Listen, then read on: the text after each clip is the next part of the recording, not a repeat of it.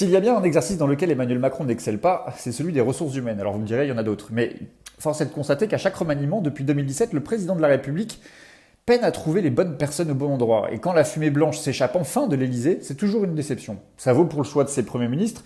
Il faut dire que quand on ne connaît pas soi-même la feuille de route, ça n'aide pas, hein. On a quand même un président de la République qui a hésité de longues semaines entre une première ministre de gauche ou une première ministre de droite.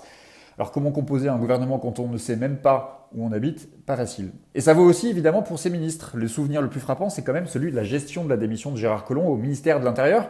Souvenez-vous, il aura fallu attendre 13 jours pour qu'il prenne enfin la décision de nommer son remplaçant, qui sera Christophe Castaner. Donc ça y est, nous avons enfin un nouveau gouvernement. Borne 2 est né ce matin par un simple et sobre communiqué, court-circuitant d'ailleurs le secrétaire général de l'Élysée et sa traditionnelle annonce depuis le perron du palais présidentiel. Alors d'abord, pour être honnête, j'ai souri en observant le retour de Marlène Schiappa. Cette macroniste de la première heure espérait sans doute une promotion, il n'en sera rien, et c'est même une forme d'humiliation machiste, misogyne que le président lui inflige sous nos yeux. Après avoir été ministre délégué, la voilà reléguée au rang de secrétaire d'État à l'économie sociale et solidaire. Tout ce que Macron n'intéresse pas. J'ai souri, mais en réalité, ça ne prête pas tant à sourire. 90% des secrétaires d'État sont des femmes. Sur 16 ministres, 5 seulement sont des femmes. Sur les 10 premiers ministères dans l'ordre protocolaire, 8 sont des hommes contre 2 femmes seulement dans ces ministères. Preuve qu'avoir une femme à la tête du gouvernement ne prémunit de rien, ou alors, c'est une autre hypothèse, que Borne n'a pas la main. Alors les autres enseignements que l'on retient à la lecture du nouveau gouvernement ne sont pas plus glorieux. Le ministère de la Transition écologique passe du 5e rang protocolaire au 10e. Et c'est le proche d'Édouard Philippe, Christophe Béchu, qui prend la place d'Amélie de Montchalin dans ce ministère. Un grand progressiste, peu connu des écologistes, et qui avait par exemple voté contre l'interdiction des néonicotinoïdes. Ça promet. Un grand progressiste, disais-je, bien connu pour ses positions anti-mariage pour tous.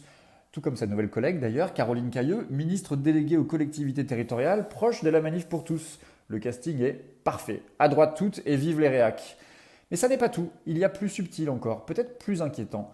La ministre déléguée à l'enseignement professionnel, Carole Grandjean, est désormais placée sous une double tutelle du ministère de l'Éducation nationale, mais aussi du ministère du Travail. C'est inédit. Pareil pour Sarah El Haïry, reconduite, secrétaire d'État chargée de la jeunesse et du SNU, Service national universel. Et la voilà placée sous la double tutelle du ministre de l'Éducation nationale et, tenez-vous bien, du ministre des Armées. Rien que ça, la jeunesse et le SNU placés sous les armées. Il manquerait plus que Gérald Darmanin soit maintenu à Beauvau. Ah bah si, il est toujours là, et il voit même son portefeuille agrandi aux Outre-mer. Seul lot de consolation dans ce remaniement, Damien Abad n'est plus membre du gouvernement. Mais rassurez-vous, Dupond-Moretti et Zakharopoulou sont toujours là.